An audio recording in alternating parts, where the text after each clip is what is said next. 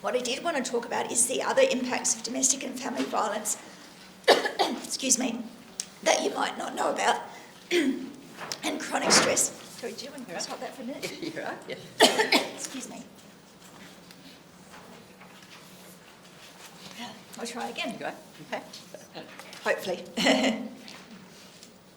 I was going to talk about how domestic violence and chronic stress can actually cause accelerated ageing and epigenetic changes from toxic stress. And you might look at me and think, what the hell is she talking about? So I'll go through some basic stuff before we jump into some of the technical stuff. So your genetics, your DNA code, is the same in every single cell. So when you get your genes, you get one part from your dad and one part from your mum.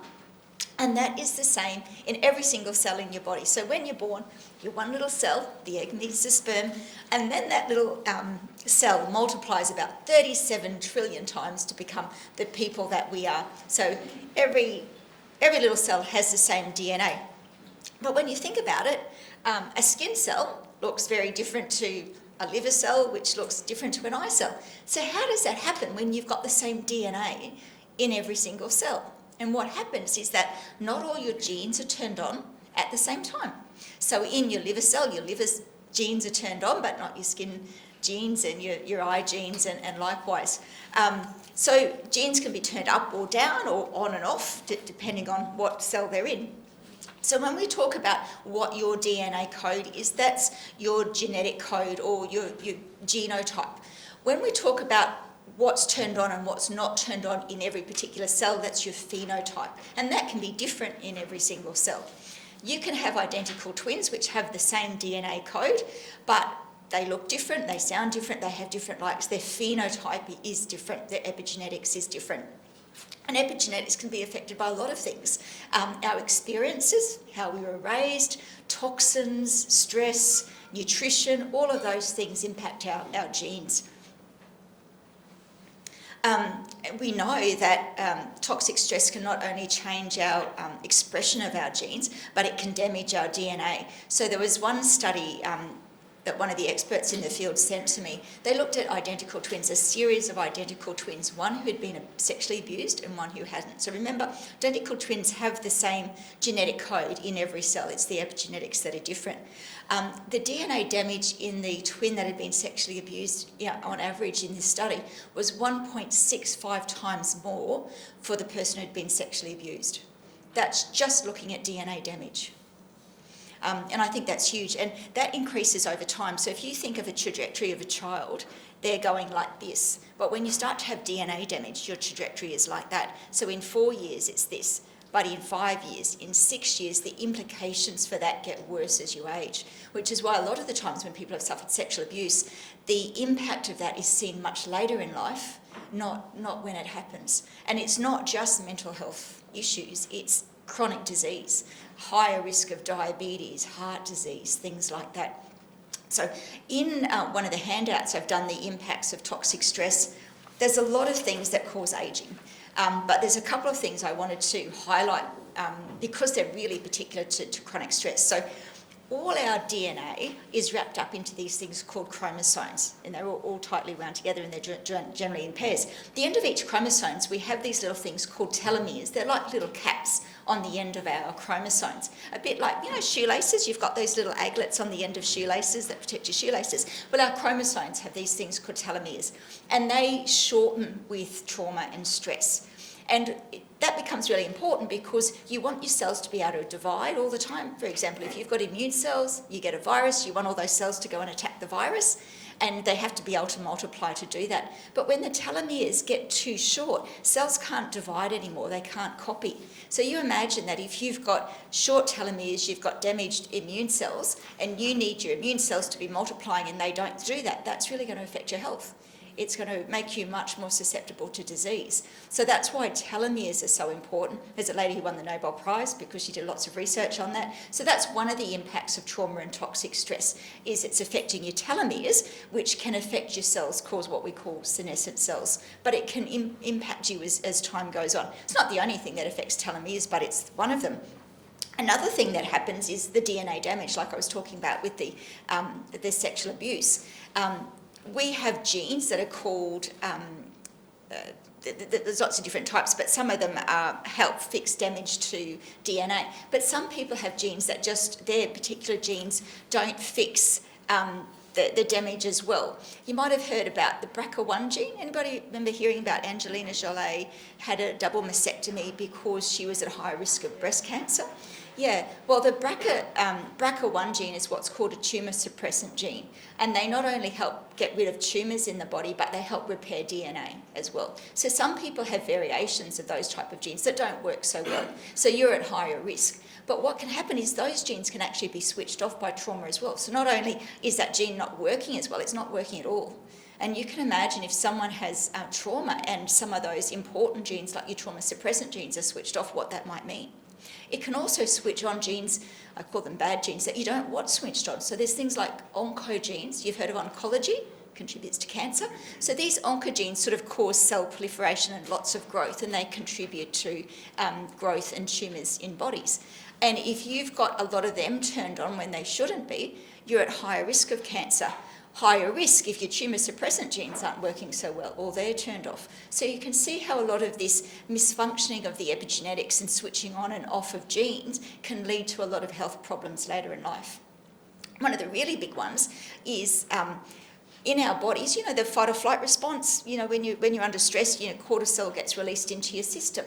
And your body's really good at saying, okay, I've got enough cortisol now, we switch it off. A bit like, you know, an air conditioning in a room, you put the air conditioning on and you want the room to cool, but it reaches a point where you go, yep, got enough, don't need any more cool air, otherwise you'll end up freezing. You know, you get too cold. So you've got to have that sort of thermostat. And that's what happens with cortisol in our system. We have these things called glucocorticoid receptors that help know when to stop the level of cortisol in the system. But with trauma, that's one of the genes that can become switched off or malfunction. So you can imagine that if someone goes into the fight or flight response, the cortisol's going in their body and it goes and goes and goes and it just keeps going. Doesn't know when to stop because that receptor, that gene, is not working particularly well. And that's why sometimes we see these people who've suffered trauma have a very heightened stress response. They've been able to look at the hippocampus, a part in the brain, of suicide victims who've suffered abuse, and they see that the epigenetics in that part of the brain is very different in suicide victims. And it's those changes that can change behaviour.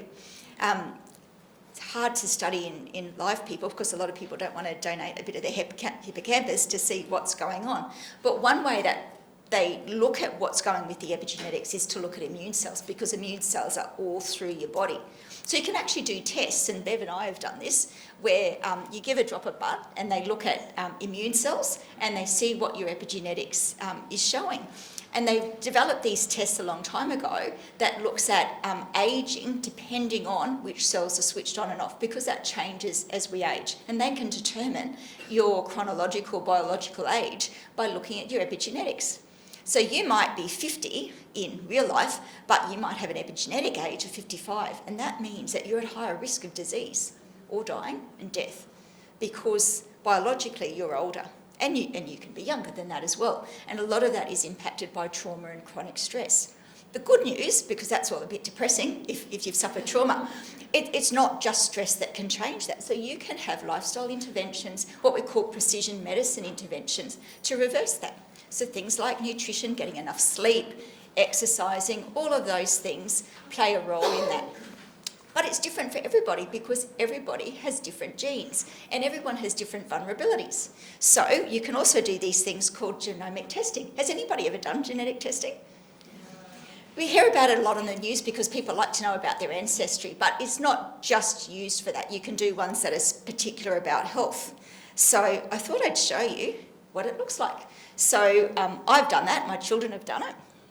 And so one of the tests that's available in Australia is the Smart DNA test.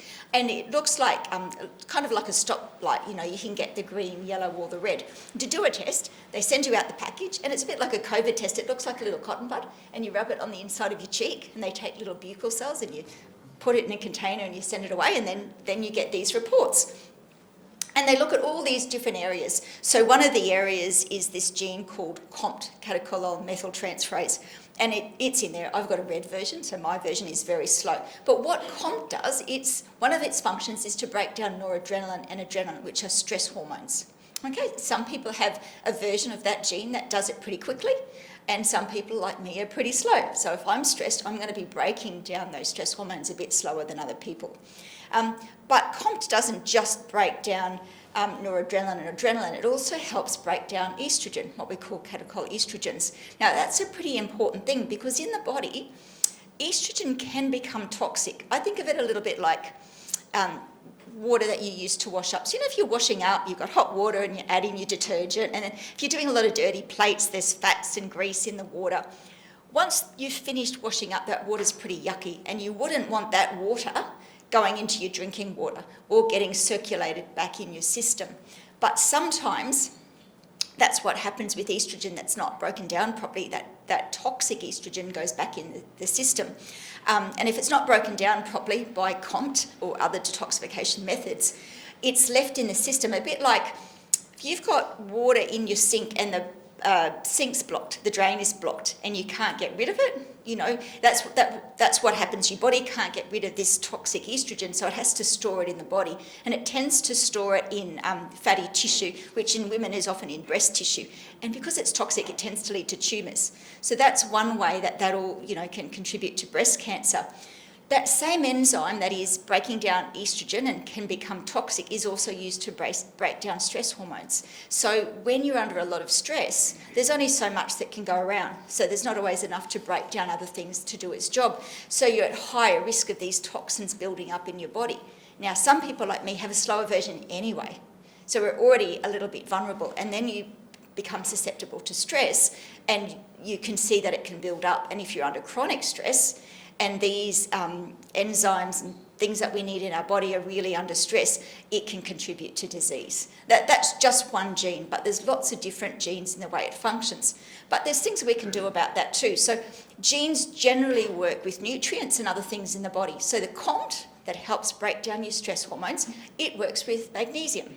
So for me, who's got a slow version of COMT, I've got to really make sure I don't get low in magnesium because it will have a greater impact on me because of my version of COMT. If you've got a good version of COMT, you're a little bit easier, and everyone has different versions of things. Another one, you may not be able to see it, but that's MOA is another gene that also helps break down noradrenaline and adrenaline. Now, my red dot for MOA is I have a fast version of that, but I've got a slow version of the COMT, so they kind of balance each other out. But MOA also breaks down serotonin, and when you've got a fast MOA and you're breaking down serotonin really quickly, sometimes you don't have enough in your system. So a lot of people, MOA used to be given to people with depression because they used to think, well, they don't have enough of the serotonin neurotransmitter because their body's getting rid of it too quickly. So they used to give them MOA, but they had a lot of side effects with that. So now they use a different type of drug, which I'll talk about soon. But I just wanted to point out, so it's really probably hard to see in there, but where the COMT is, see the second one down, you've got COMT, and then you've got some other genes, GST, and you see this person is actually missing genes. See, they're not there. So that person is at a higher risk. GST helps break down estrogen, but it's also really big on detoxification. So this person, because they're missing those two genes, which are really important, they're going to have problems with detoxification. This person gets a virus, going to be really hard for them to get rid of that. Okay, but those genes also work with COMT. So you can imagine if you're under a lot of stress and COMT's really busy trying to break down all of that, that it means that you're not detoxifying stuff. So that person might be a lot more impacted by toxins and things like that. So all of these things are interrelated, and that's how our genes can play a big part in our overall health. There's another gene called MTHFR. Some people call it the mother freaking gene or something else. I've had clients come in and told me they've got the mother freaking gene. That's important because the way that genes switch on and off is often done by this process of methylation. You have this little methyl group attached to the gene, which stops it being able to be read. Think of You know those old hotel, motel vacancy signs you see outside of hotels? They're hardwired to say no vacancy, but what you actually read from the street depends on what the light is behind it. So if both lights are on, you see no vacancy. If only one light is on, you see vacancy. And genes work a little bit like that. It attaches to the gene to show whether or not it can be read. They can also attach to histones. So in our body, our DNA is round around these little things called histones, and sometimes that is really tight and sometimes it's loose. Think about if you have to go and photocopy an article, if you've got like a A4 piece of paper or pieces of paper, you can stick that through the automatic feeder in the photocopier and it can copy really quickly. What happens if you've got a book like this? It's a pain in the ass to photocopy, isn't it? Because you've got to sit there and open it all up and do it manually. Well, histone's a bit like that. When you've got loose DNA around it, it's much easier to be read. So you think of DNA like the blueprint for our bodies, and it tells our cells what to do, and we have to read that blueprint. And when it's like an A4 sheet of paper and nice and easy to feed through, easy to read. When it's tightly coiled, all stuck in a book, can't read very well. And this process of methylation can control that, whether it's easy to read or not. So sometimes genes that you want to be able to read and be switched on are switched off. So methylation is a process that helps with that. And you can have a gene that means that you don't make a lot of that enzyme. So this MTHFR, if you've got a version, and there's one called the 677, if you've got a red dot for that one, you're probably 70% less able to make that enzyme that you need. That's really, really important. And it helps convert folate to a thing we call SEMI, which is a methyl donor. It's an important process in the body. And a lot of people who've got that poor version have difficulty falling pregnant or high-risk pregnancies. You've probably heard of pregnant people being told to take folate or folic acid. Everyone heard that? Well, in your body, folate is converted to this thing that's really important for DNA synthesis, so important for newborn babies, but it doesn't work on its own. So you need folate, you need B vitamins, you need these other things happening, and through this process of methylation. So if you've got this poor version of this gene, the MTHFR, and you're 70% less able to do that, you can imagine that can have a pretty impact on your health, because that methylation is needed to make serotonin and dopamine, to metabolise hormones. So you can imagine if you're under a lot of stress and your body's needing to do this a lot, and you've got a poor version of that gene, it's going to have impacts. And it can impact in a lot of different ways. Yep? Deanne, with saying all of this, it's good to have this output, but can you naturally enhance your weaknesses? Absolutely. So, yeah. So with COMT, say for example, you take more magnesium. MTHFR, people need to be careful of their B vitamins and folate. Okay? Different genes work with different things. Sometimes iron is really important, estrogen's important. Yep. Does that also then relate back to you get a description of your gut in this diagnosis as well? Because yes, you can take your supplements, but if your gut is not able to absorb those supplements, yeah, absolutely. how does that work? So does that give you the overall of everything that you... Absolutely, really true, and lots of different things can impact that. So personal example I had is I had a sore shoulder, so I was taking some Nurofen, which is bad for your gut, in case anybody doesn't know. And I was having constantly low iron, and so the doctor had sent me in for a gastroscopy to see, what might be going on. And as it turned out, I had a polyp in my small intestine, which was causing some internal bleeding, which was causing that. And once they got rid of that, that helped with my iron. But when I'd gone in for the follow-up, the doctor said to me, "What have you been doing? Your gut's terrible. You've got these big holes in your gut." And I said, "Oh, I've just been taking Nurofen for my shoulder." And he said, "You've got to stop that, because there's all these problems that will flow from that." So, and when you've got like celiac disease or gluten sensitivity, you've got problems with your gut, you don't often absorb a lot of vitamins. And things like iron are really important. It's a cofactor in the synthesis of serotonin, dopamine. Don't know how many people know, but dopamine is used to make noradrenaline and adrenaline. Did you all know that? So when you're under a lot of stress, dopamine can become depleted. And it's kind of your motivation, neurotransmitter that you really need. This helps explain what you were talking about earlier with the ACEs and adverse childhood experiences, which are chronic, I guess, for a childhood. Yeah, absolutely. It's kind of like bridging the gap between those impacts and the adverse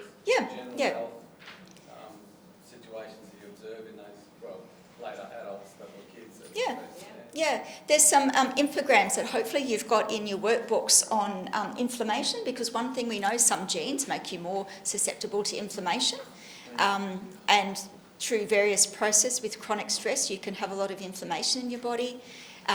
I was really quite disappointed. I saw a report by Anne Rose talking about the link between domestic violence and mental health in children that was put out last year.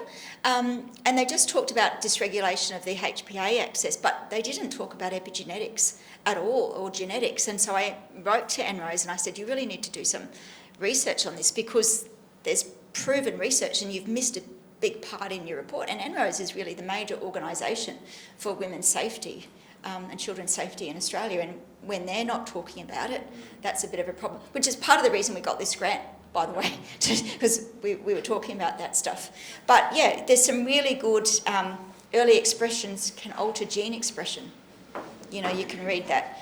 I talk about the bathtub effect, you know, when your bath's full. The scientific term for that is allostatic load.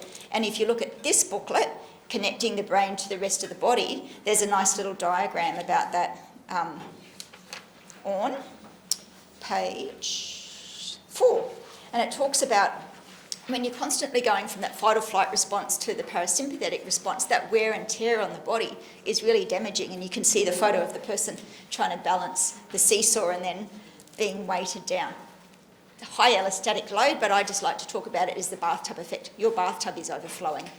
You know, you've got a full load, or you've got allostatic overload, which is your bathtub is overflowing. The stress is too much. And that chronic stress doesn't just cause depression and anxiety, it can have a whole range of effects, damaging DNA, shortening telomeres, causing accelerated ageing, methylation changes, and the risk, you know, it goes on. But the way everybody is affected is different. It's different for everybody because everyone has different nutritional requirements because of their genes. So there's a really excellent book by William Walsh called Nutrient Power. He talks a lot about this stuff in there. So depending on your gene type, you will have different requirements. These are excellent, all excellent books. This one was now seeing the epigenetics of stress and stress disorders, what causes PTSD, that sort of stuff. All very new. You wouldn't see this 5 years ago. But William Walsh in his book talks a bit about a condition called pyroluria, where people, pyrroles when they're excreted from the body tend to take B6 and zinc from the body. So people who have lots of pyrrole get really deficient in zinc and B6. And they're really important vitamins for mental health. So a lot of people who have pyroluria end up with schizophrenia because they're depleted in those. The treatment is you take B6 and zinc. Pretty simple, hey? You know, you've got problems with MTHFR, you take your B vitamins and folate. Iron, some people are deficient in iron. But for some people, iron is dangerous. If you've got hematomacrosis, iron can build up in your cells. But for other people, they don't have enough of it. So using the same treatment for everybody is not particularly helpful. So a lot of the antidepressant medications, the SSRI, selective serotonin reuptake inhibitors, kind of assume that you're an under-methylator, like the people with the slow MTHFR. But some people are high methylators. You give that type of antidepressant to a high over-methylator, really bad results. Okay? And that's why it's so important to be understanding that different people respond differently to drugs. You might have someone, there's this thing called CYP450 detoxification system, and everybody detoxifies things differently. Some people, if you give them codeine, they process that really quickly. You give them a normal amount of codeine, it'll be like an overdose, and it can kill people. If for a slow one, it might not have any effect. Kind of really works for those people in the middle. Really big changes. Some people can drink a lot of coffee. Some people get hyped up on half a cup. Some people respond differently to alcohol or chocolate. That's all your CYP450 detoxification system. There's lots of differences that can happen. And I think sometimes it's really invalidating for people who've been through coercive control and they're feeling crappy and they're given antidepressants which don't work for them. And then they say, well, you just need to snap out of it or you get over it. But actually, we know that a lot of the drugs don't work for a lot of people. And for some people, they're harmful. And I've seen court make orders saying, you're going to see your kids, you've got to look after your mental health, you've got to take this medication. They don't understand that that medication that the doctors really just trial and error may be harmful to them, but they're criticised if they go off it.